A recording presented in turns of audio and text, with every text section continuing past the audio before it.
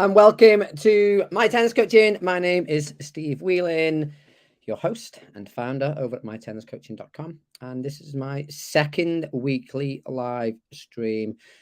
Just wanted a big shout out to everyone who watched last week and people who left comments and stuff as well. I am streaming on two Facebook groups, my Facebook page and my YouTube channel.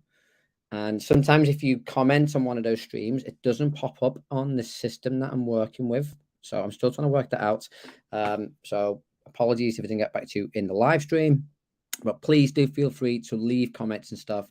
I need to work out how it shows up on my home screen without me chopping and changing between the two. But please do leave comments. It's really appreciated.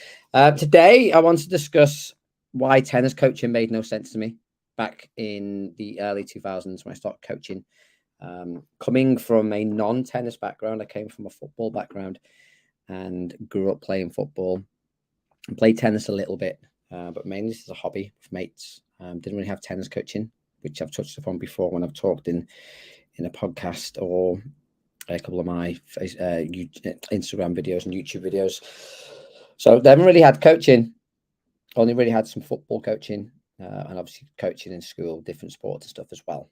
So when I got into tennis coaching, it kind of made no sense to me. So what do I mean by made no sense? So when I did my coach qualification, my DCA, my level 3, I was taught very much a model-based structure.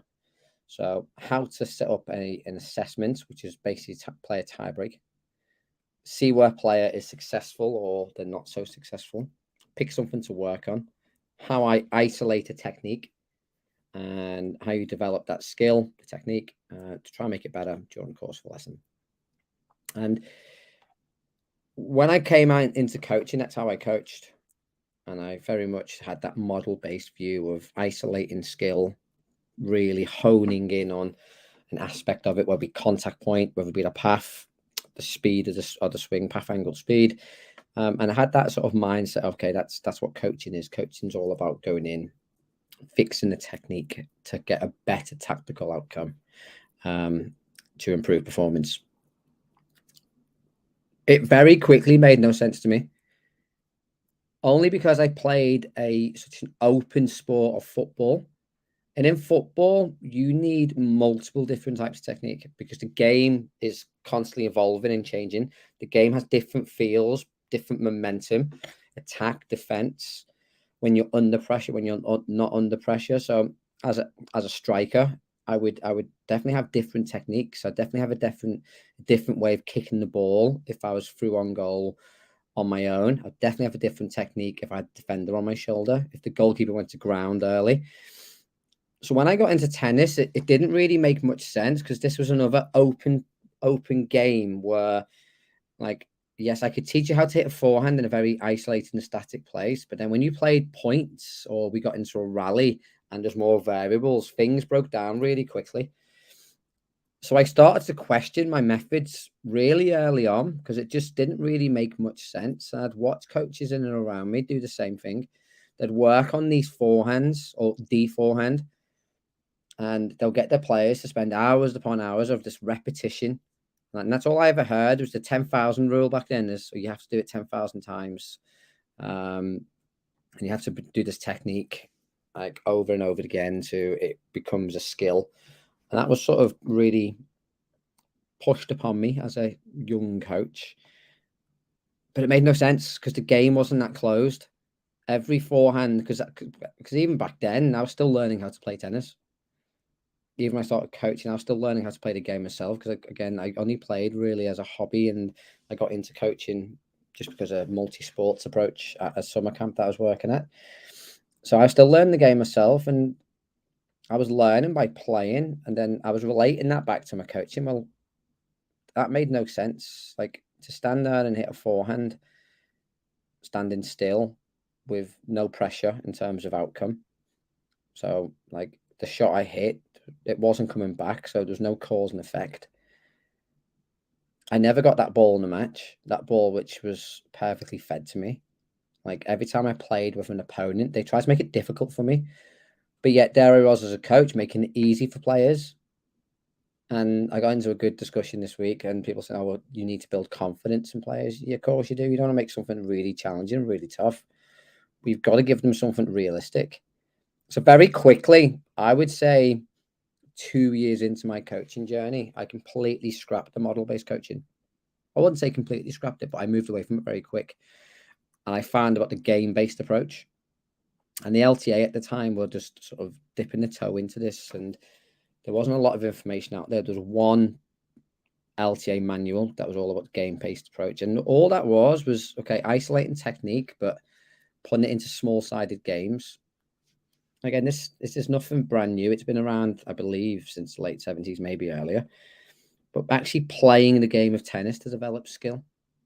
So I started going down that route, and I still had my technical hat on at that stage. So even though I was practicing these games and these game-based approaches, it was still very much working on technique as well. And it wasn't until maybe 3 or 4 years after that, that's okay, I flipped my mindset. Well, I need to teach these people or these players how to play the match, how to play tactically. So then I went very much into a tactical-based coach, where it was all about tactics. And yes, I developed the skill, the movement, the technique, how to perform the tactic really well. But it was still not right with me. And it was only till maybe 4 or 5 years ago, during lockdown, when I started looking at my coaching. And there was still something, okay, this is not quite right. It was too explicit. I was telling players what to do, when to do it. And then I was looking at my players within matches, and they weren't very good at making decisions. They weren't very good at problem solving. And I brought it back to my coaching in terms of, well, that's on me, because I have created a culture or environment where I provide them all the answers.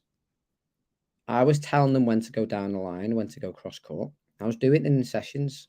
I was basing it on tactics and high percentage shots and stuff like that. But then in a match, the feel's different.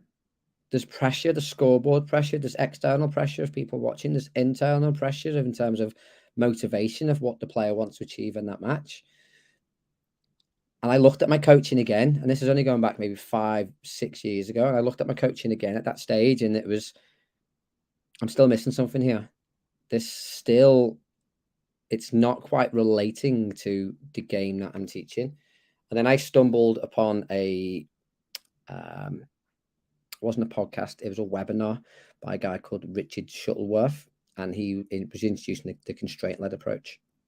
And he was talking about, okay, how we can manipulate the task, the environment, or the player to develop skill. And I found that really interesting. And the more I looked into it, football was using that way back when I was doing it, when they were playing small-sided games, 4 against 3, 2 against 3, smaller goals, bigger goals. You have to score within a certain amount of touches. And it related to me. I got all those flashbacks to all that football coaching I did when I was younger. It didn't have a name back then, but then I probably did, but I wasn't a coach. I was just a player, so I didn't really care about what this type of method or coaching method the coaches were using. And then I was looking at, okay, why aren't we using this in tennis? And we do a little bit, because if you're not familiar with the constraint-led approach, it's basically manipulating the environment. So mini red is a constraint, because you manipulate, you reduce the size of the court, you change the ball, you change the rules to get the best out of the player. And then orange and green. So that's very similar to constraints.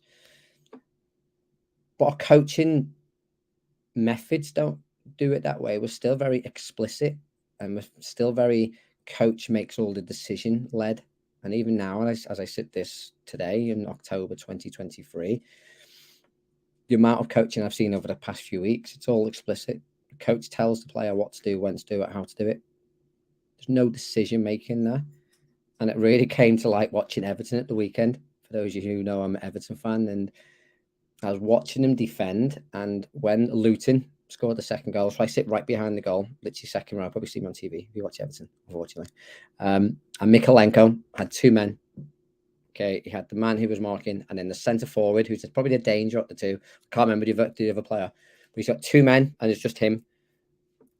And he's looking at the situation. He's defender, he's left back. He's looking at the situation, and he doesn't respond to the environment in front of him. He doesn't make a decision. He either panics and freezes, or he is sticking to what the coach has told him to do in that situation. Because if you don't know much about football, they'll set up formations and they'll set up set pieces, and each player will have a role and they'll work on it all week. So Mikolenko will be told, okay, that's your man or that's your space and you control this. But they've obviously set that up where it's not what they've practiced. Because I can't for the life of me see why Sean Dyche would have two men on a defender, especially a centre forward who's been quite dangerous all game as well. So the player hasn't adapted. So that's when I was questioning their decision making. Like, if that was me playing even as a centre forward, I would look at that situation where the Luton striker did and think, well, he's not marking me here, so I'm going to peel off a little bit more, hope the ball comes to me, and then I've got an easy tap in, which is what happened. But the defender's not reacted to that situation, and it got me really thinking about, do we overcoach? And that's been a bit of a theme on my Instagram over the last few weeks at my tennis coaching. If you don't follow me already, that's been a bit of a theme. Are we overcoaching? Are we constantly giving players the answers? But then when they get into a match situation, like the football situation the weekend, and the environment changes, the feel of the game changes, can these players adapt? And that's what the constraint-led approach is all about. It's you putting them under what I call challenge. You put them under different challenges and you see how the player adapts and changes. And I did some of it last night with my orange squad in terms of, okay, you put them under challenge and see how they adapt. And most of them don't know how to adapt. Most of them will just go for motions and they'll just go autonomous and they just play like they normally do. They're not trying to work out how to score more points. They're not trying to work out how to stop making the errors. They're just going back to the classic answers. And when you get them in and you say to them, okay, what's happening? You get the, oh, I need to split step more. Oh, I need to take a bigger swing. Oh, I need to work on my reshape. And it's all technical. And it's what I call the buzzwords now. They're just buzzwords that they've been told by coaches, and that's what they feel the answers are. There's no problem solving skill there no more. And that's why I'm a big pusher and I'm looking into the constraint-led approach. And yeah, it just got me thinking, like, I look back at those formative years as a coach and I literally knew nothing about coaching. But yeah, I was entrusted with these players. And if I would have followed the model that was given, if I would have followed my peers in and around me, was I coaching in a very ineffective manner? I think so. I do believe so. And I get there's a place for being very explicit. I get there's a place for zoning in and isolating skill. And there is always a challenge to it. And it's not saying that I don't basket feed. It's not saying that I don't isolate skill. I do still isolate skill. If I'm really working on something quite specific and we're really trying to fine tune something, then I really will bring it in and isolate it. But that's only if I'm working with a player who's working on wants something very specific. If I'm working with a beginner, I don't want to be too specific. And my thought process behind that is, well, if I'm working with a high level player, they're making small margining gains, 1%, 2%, 3%. So I'm putting the Facebook group this week, 3% different every session.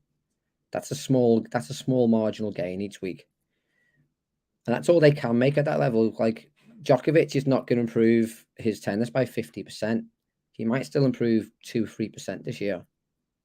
So as you get better and your skill level gets higher and higher and higher, as your body gets older, that percentage gets smaller and smaller. But when you're new, when you're brand new into the game, you've got a massive skill gap to bring up. So why do we isolate and develop such a small amount of skill with beginners? Why are we just working on one very small specific point of a forehand when they've got a bigger skill gap we can fill? And I look at it like, I don't work on a forehand. I will work on your forehand in attack, defense, neutral, in different areas, wide, behind the baseline, under pressure, not under pressure, with time, without time. So I'll work on your forehand in lots of different ways because you've got that skill gap to grow. And that's more adaptable. And I want you to go about the feel of the situation, the feel of the environment, going back to the football example before, and then make decisions. Do you go a little bit flatter on the forehand with the shorter ball? Do you go a little bit lifting a bit higher with a deeper ball? Do you jab it up when you're put under pressure and someone smashes a ball at you? Can you be adaptable? And that's what you need. Like, again, this is my opinion, but that's what you need as a tennis player. You've got to be constantly adaptable. And it goes back to a little bit of County Cup the other week when I was with the under-12 girls team. The amount of players who just weren't adaptable, just didn't know how to change the feel of a game. They just knew how to play one way, and they all played the same way. But no one knew how to change it up. No one had a plan B or a plan C. Everyone just played the very generic same baseline, just try and out-rally my opponent. No one tried to change the rhythm or the feel of the match. And I think that's what we should be doing more, because we're just getting these robotic, very similar players. But as we know, as tennis coaches, every two players different. Like, would Medvedev have made it as a world number one if he came through the English or the UK system? I don't think he would have, because I think people would have tried to change him and tried to change his technique, because it doesn't look right. But it's effective and it's efficient and he's adaptable and he's a competitor and he can play in all various different types of challenge. Oh yeah, but his technique doesn't look right. So we'll change that. Therefore, you change him. Therefore, you're probably not going to get the same player later on. So yeah, that's been my mindset this week. And that's what I'd like to just use these chats for, just to chat out what I'm thinking, what I'm feeling, what I'm working on my sort of week-to-week stuff. And it's helped me to sort of develop the content for mytenniscoaching.com. So if you're not familiar, I do a coaches guild over there. So we have a membership content where we provide 2 webinars, 2 articles every month, and some downloads stuff as well, just to try and share different aspects of coaching. And it's to try and grow our coaching knowledge, because there's still a lot of stuff out there that I think is very old school, very traditional. It's very cookie cutter, as I now call it. Everything just looks the same. And we need to think bigger picture. We need to think a lot different. We need to think about coaching the game of tennis, not just coaching isolated shots. And that brings me to today. So I've just literally written an article, which I will share with you now. A little bit anyway, give you a bit of sneak peek into my latest article on mytenniscoaching.com. And it's how a beginner can use the constraint-led approach. Now, it's an interesting one, because I've had a conversation with coach education providers, especially around like the level 1 and level 2. And I'm like, why aren't we coaching this style of coaching at the early stages of a coach's journey? And the most common reply that I'm being given is, oh, you need really good experience to coach-led coaching. Because you really need to be quite specific in what the skill is, and then you've got to be quite clever of how you manipulate the task, the environment, or the player. And I get that to a degree. But then I think I've learned more about this style by trying stuff out and it not working, by trying different activities and games and them being absolute failures. But the player's still got something from it, and I've still got something from it as a coach. So I don't buy that whole you need experience to coach this way. I think you need more support. You need help, and you need someone to sort of talk through bits and pieces with you, especially at the start. And that's why I wrote this article today. It's just, okay, what is the constraint-led approach? So it tells you about the different constraints and stuff as well. And then I go through the difference between constraint-led coaching and traditional techniques. And then I go through, there's a webinar on there as well, which you will see me coach the constraint-led approach to an underweight player. And then we go through the benefits and stuff as well of the constraint-led approach. So that's a new article over at mytenniscoaching.com. That article is only for guild members, unfortunately. So it's not a public article. You can read the first part, and then the real value content is just for my guild members. If you are interested in a guild membership, have a look in the description below this video. There'll be a link there as well. And you get your first month at a discount, just so you can go in and try out all the information. And there's a reason why I'm trying to build a guild. It is not to make loads of money. It's basically to try and set up a like-minded growth mindset community of coaches to share with each other experience, expertise, challenges, and solutions. So it's still growing. It's still pretty new. I'm really going going to push it over the next year and try and really grow a worldwide network of coaches. And so, yeah, so I'm putting loads of content in there. Obviously, I can't do everything for free. So any donations, and that's what I see, the little monthly subscription or the annual subscription is just a donation, because the amount of content you get is a lot higher than the value of the membership. But obviously hosting a website, especially hosting a website with so much information and data, gets quite expensive. So I'm just trying to sort of cover costs and stuff there as well. But there you go. Hopefully you've enjoyed this live. Apologies for the croaky voice. I'm still getting over my cold, which I had last week. Obviously coaching and shouting it's affected my voice. If you have any questions or comments, please leave them below. I will get back to you directly via comment or question. If there's a topic you'd like me to talk about on these lives, so I'm planning to do a live every week on a Friday at the same time. And then obviously, if you can't join us live, it's always there on catch up, either on YouTube or in the Facebook groups and stuff as well. But let me know if there's any topics you'd like me to cover in future. Any questions about the guild, obviously click the link below. I'll give you all the information on there as well. But feel free to reach out to me via email at steve@mytenniscoaching.com or via my Instagram DM. Facebook DM, I can't really handle Facebook DMs. It doesn't quite work on my phone. But Instagram DMs, I do reply to. So @mytenniscoaching on Instagram. Until then, until next week. Next week, I'm actually doing a live webinar for my guild members. So my live will be like the pre-show. So the live next week, I'll talk about what the webinar is going to be about, share a little bit of insight to the content, and share a bit of what we're going to be talking about as well. Again, that live webinar will be guild members only. You can join as a pay-per-view person as well, but the price you pay just for watching that one webinar, you can get a whole month's worth of content. So it's definitely more worthwhile using up for the guild membership. But that's next week's webinar. Have a great week. Keep challenging your coaching. Keep trying to see things from a different lens. Don't stick to what has always worked will work again. Challenge your thinking. I'm not saying I have all the answers, and that's what part of me I'm sort of filming these is because I'm on a journey as well, and I'm learning every week and every session. And if I can help out any coaches along the way, and if I can get any ideas from you along the way, even better for me as well. Okay, listen, thanks so much for joining.